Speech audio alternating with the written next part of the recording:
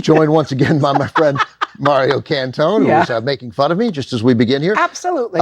We just had New York, New York from 1977, another film from 1977 you've picked. This is Looking for Mr. Goodbar. Yes. With a cast led by Diane Keaton, written and directed by one of my favorite filmmakers, Richard Brooks. He was an incredible director. He always went for kind of those darker stories in Cold Blood, Elmer Gantry. Blackboard Jungle, one of the best journalism movies, Deadline, USA. And he adapted Looking for Mr. Goodbar from a book by Judith Rosner, which I read this book when I was 16 in high school in my independent reading class. Diane Keaton gave two great performances this year. Annie Hall in this. She won the Oscar for Annie Hall. She wasn't nominated for this, but she won it for both as far as I'm concerned. She shot Annie Hall in the summer of 1976, and on November 1st, 1976, back in production on Looking for Mr. Goodbar, a movie she has to carry all by herself, and which she completely does. And it is based on a real story. Yeah, Roseanne Quinn. Roseanne Quinn, who's a teacher in New York by day and a swinger at night.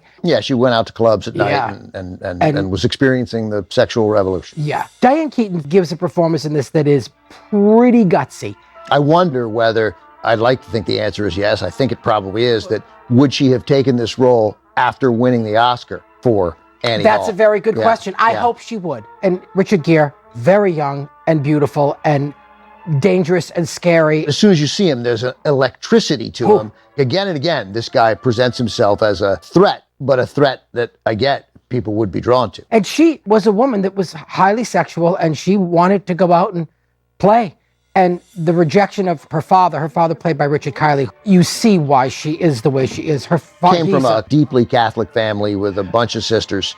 Tuesday Weld is just a wonderful actor. She was nominated for this. She's so beautiful, and she's really troubled in this, except for the younger sister who has the baby in this. The two girls in two different ways, the two sisters, Tuesday Weld and Diane Keaton, they're troubled in two very different ways. That's right. And then you got Tom Berenger. Like Richard Gere. I mean, it's super interesting to see these guys so young. It's a great cast. The guy she's dating right at the beginning of the movie, so we're not really giving anything away. She's a student, and she's dating her professor. Yeah, who you'll see. Yeah. Ugh. I mean, what a... Yeah, I mean, it takes about... Right away. It takes about 10 seconds, but you're like, all right, I hate this guy. Oh, he's awful. And then, it actually...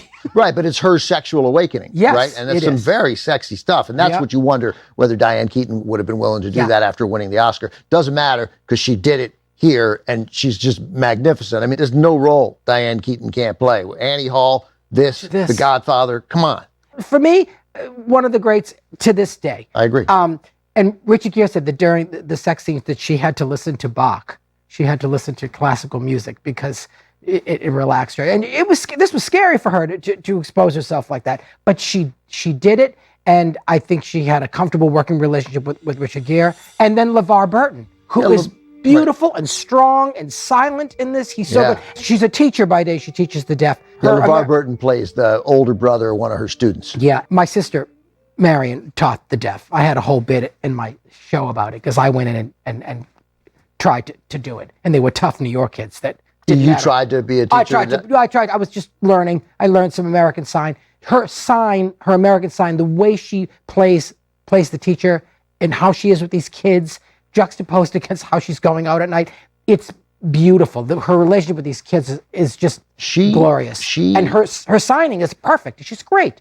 Every single scene, whether she's yelling at somebody, which doesn't happen that often, but she sticks up for herself. Yes. She has a fight with somebody, right? She sticks up for herself in every way. There is a vulnerability exposed from Diane Keaton in like every moment. And at the same time, like this emerging confidence right alongside that vulnerability. I mean, to me, this is as good as an actor can be. There's a strength about her as in this character of Teresa that's what makes it so sad, too. That's right. In the outcome.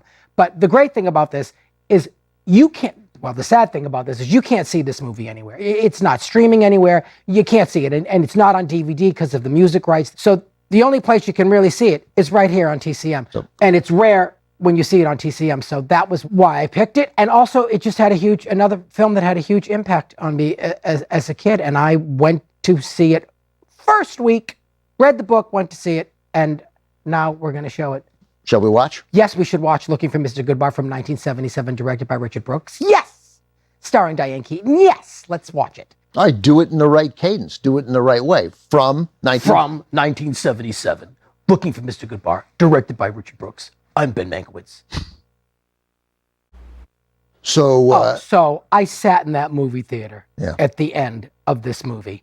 I imagine it's the kind of thing you see in a theater. You don't get out of your seat for I a while. couldn't get up. No. I was like, No, I couldn't get up from my, and I've seen it before, and I know what happens. I know the story of Roseanne Quinn. It's pretty accurate. Yeah. The teacher murdered in 1973 in New York, 28 years old. Again, came from a Catholic family. Yeah, it's just awful. It's just awful. and it's horrifying. It's horrifying, that strobe light. It's A strobe light, though, an effective way to cover some of it. cover some of it and avoid having to, endless edits. You could stay on her longer because of the strobe lights. Yeah, it's incredible. It's difficult, and of course, knowing that's what happened to Roseanne Quinn, and then there was this, I don't know whether it was a consensus, but certainly a widespread belief in the United States. I'm sure amongst a lot. Well, she had what coming to her. You're going out like that at night, right? Of course, a lot of people felt that. A man can go out and do what they want. do what they want, but if she wants that, then there's something wrong with it. And I think there was a strength, like I was saying at the beginning, there's a strength about her character. She had no shame about going out and wanting to play.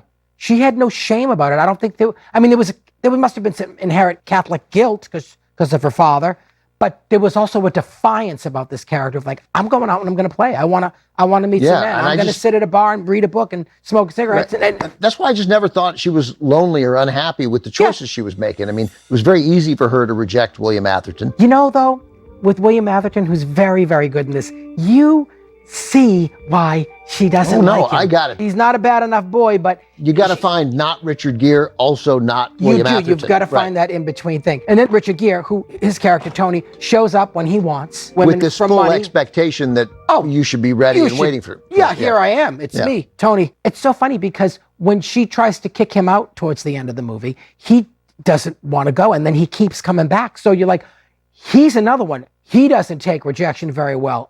At all. No, and once you're done with him, he's going to insert himself into then he starts life. Calling her awful names. Crazy. And the scene with him with the little knife lightsaber. Terrifying. Yeah. And didn't you think it looked like a lightsaber? It did. It looked like a mini Star Wars thing because it lit up. We hadn't had Star Wars yet. But then at the end when he showed it again, it didn't light up. But I always call that the dance of the jockstrap. That is the dance. That is a very famous scene in this movie. He's wonderful in this. His tapping, his drumming, his dance, his movements. He can't sit still. Mario and I are done for the night. I have to leave you. Yes, I'll be going up those stairs. Yeah. All right. Yes. I'll be waiting. But you did program the next movie we have. Ben Cheeves and I programmed all Ben of Cheeves these. at the programming department at TCM. Fantastic to work with, and we programmed all the overnights. Why did you pick the Out-of-Towners? The Out-of-Towners I hadn't seen in so long. It's Neil Simon. He wrote this for motion picture. He did not write it as a play, and then it was made into a motion picture. I love Sandy Dennis. I love Jack Lemmon, and I also feel it's a funny movie. But when I saw it as a kid, it was kind of funnier. And when I saw it this time, it just made me very anxious because it's a couple that comes out of Ohio to go to New York for a job interview, and the stuff everything goes wrong. Yeah, and it's stuff really that happens a lot today. Flying is not fun anymore. I mean, back then in the 60s, it was kind of glamorous. I don't know. It just made me much more anxious than I thought it was going to. There are some very funny moments in it. But yeah, you were with Jack Lemmon in this movie and his rising anxiety. Oh, and Sandy Dennis is very underrated. She's a wonderful, wonderful actress, and she's great in this. Yeah. Mario, you're back next Friday. Yeah, I will be back next Friday. I can't stay with you right now. And every Friday this month. That's right. We'll see you next week. But as Mario said, stick around, because coming up next from 1970, Jack Lemmon, Sandy Dennis, The Out of Town. Have fun doing it by yourself. Next on TCM, The Out-of-Towners. Then What's Up, Doc? And later, The Late Show. We're up past our bedtime on TCM tonight.